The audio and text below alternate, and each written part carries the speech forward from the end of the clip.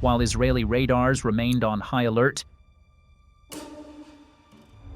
A streak of red fire tore across Be'er Sheva's sky. Not a UAV or rocket, but a Sejjil, Iran's heavy strategic ballistic missile, launched in real combat for the first time. Israel's Air Force scrambled to intercept. One got through. Soroka Hospital shook. The Southern Command Center was knocked offline for several minutes. And the crucial question arises: has Iran opened a whole new front where heavy weapons determine the game?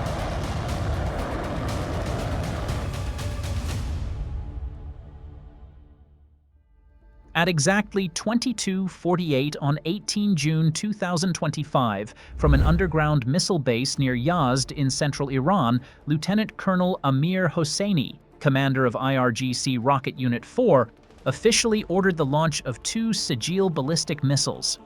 Target: Israel's Digital Warfare Command Center, the hive where UAVs are coordinated, combat data processed, radar signals integrated, and command systems controlled. This facility functions as the brain of Israel's modern defense strategy. This retaliation follows Israel's military campaign, Lion's Rise, a series of large-scale airstrikes against Iranian nuclear facilities, command centers, and missile bases, which destroyed significant air defense systems and critical strategic sites. Several senior IRGC officers and key nuclear scientists were killed. Tehran responded with over 400 ballistic missiles and 1,000 UAVs targeting Israel, claiming at least 30 lives and hundreds injured.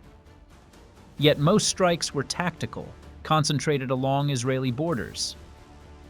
Until the night of 18 June, Iran introduced a weapon never before seen in actual combat: the Sejjil missile.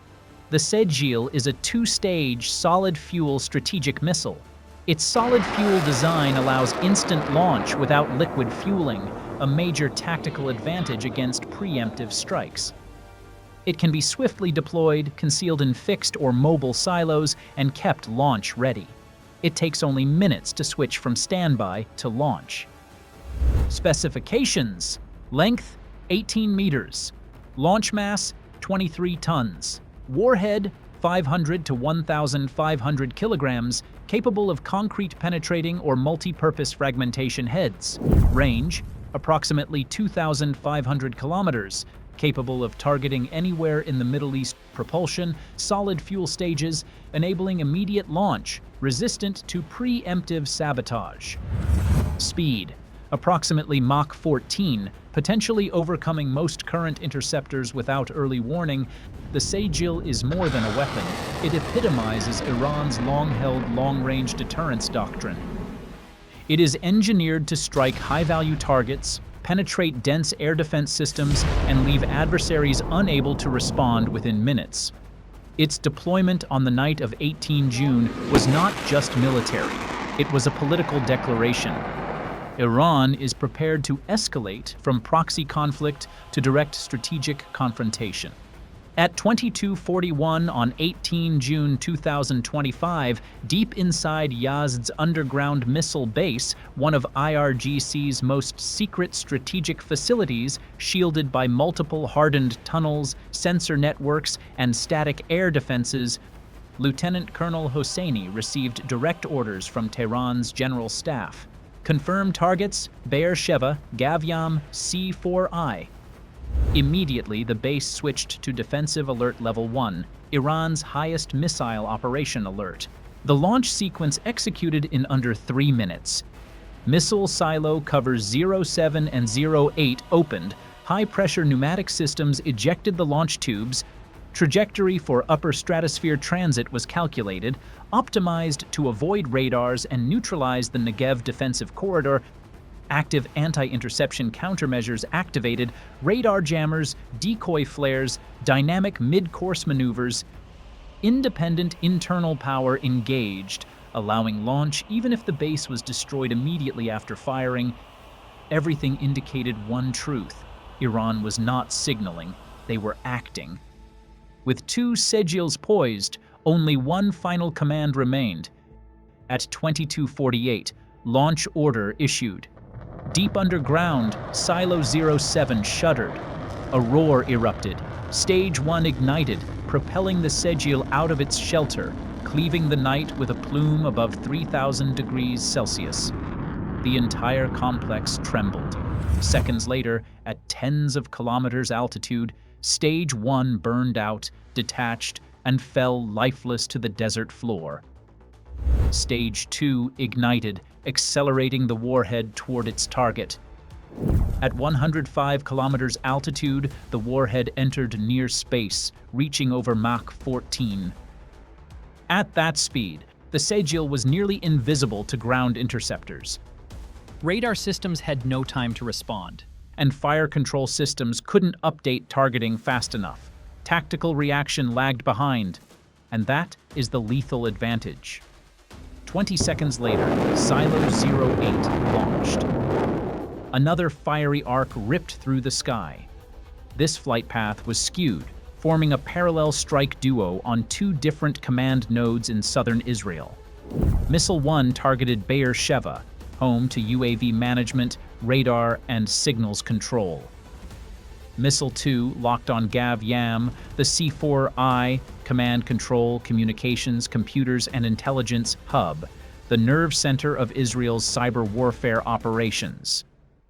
2 luminous trails tore through the Middle Eastern sky. No sirens, no warning. From launch to impact in under 7 minutes. At 22:52, early warning stations in southern Israel finally detected hypersonic objects incoming from the east. Arrow 3 and David's Sling radars simultaneously sounded alarms, high-altitude ballistic threats entering Israeli airspace. 1 minute after the alert, Israel's missile defenses activated in full.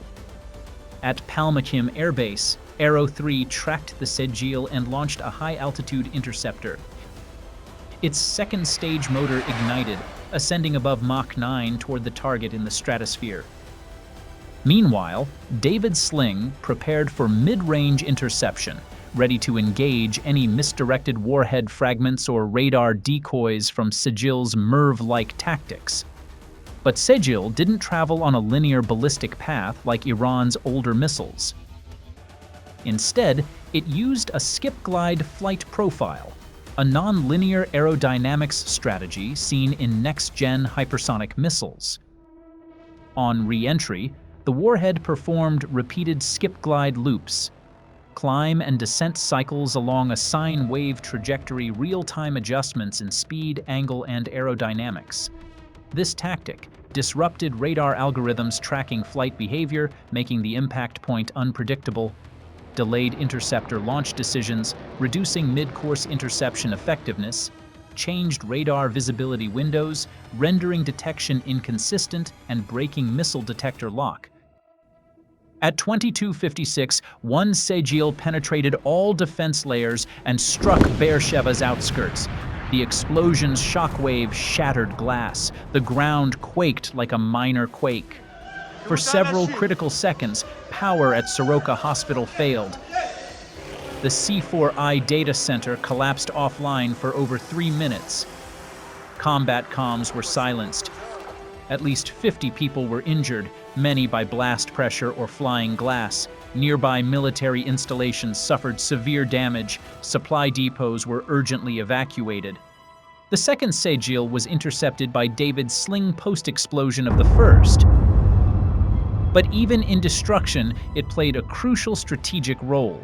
It saturated radar coverage and disrupted the IDF's integrated defense response, forcing real-time rerouting of the entire interception network. Military analysis. By firing 2 Sejjils, Iran forced Israel to expose its entire strategic interception apparatus, from high-altitude Arrow 3, mid-range David's Sling, down to its integrated C4I nerve center. That one missile breaching to strike a critical hub in Be'er Sheva revealed a serious vulnerability in Israel's much-lauded layered defense shield. Although the second missile was shot down, its role in derailing coordinated defense demonstrated that even two Sejjils could force one of the world's most advanced air defense systems to unravel. Political implications. Tel Aviv is now trapped in a dilemma. On one side, it cannot ignore the emergence of a precise mid-range missile threat. On the other, overreacting risks escalating the conflict uncontrollably, drawing in the US, Russia, or regional allies, spiraling the Middle East into full-scale war. Iran's public deployment of Sejjil is a calculated move. Tehran is not seeking total war, but this action sends an unmistakable message. If pushed to the brink, Iran will retaliate using every means available, strategic weapons included. Strategic turning point. The Sejjil launch is more than a strike. It marks history. For the first time in years, a regional power has not only possessed but used a medium-range ballistic missile in combat, targeting digital warfare infrastructure, not just symbolic sites. Israel still has response options. The US remains in the region. But the question now is this. If two Sejjils caused this strategic shock, what would happen with 20 or 200? In an era when a strategic miscalculation unfolds in minutes while repercussions last years, any margin of error could ignite a regional conflagration. Sejjil has been unleashed. The region has no path back.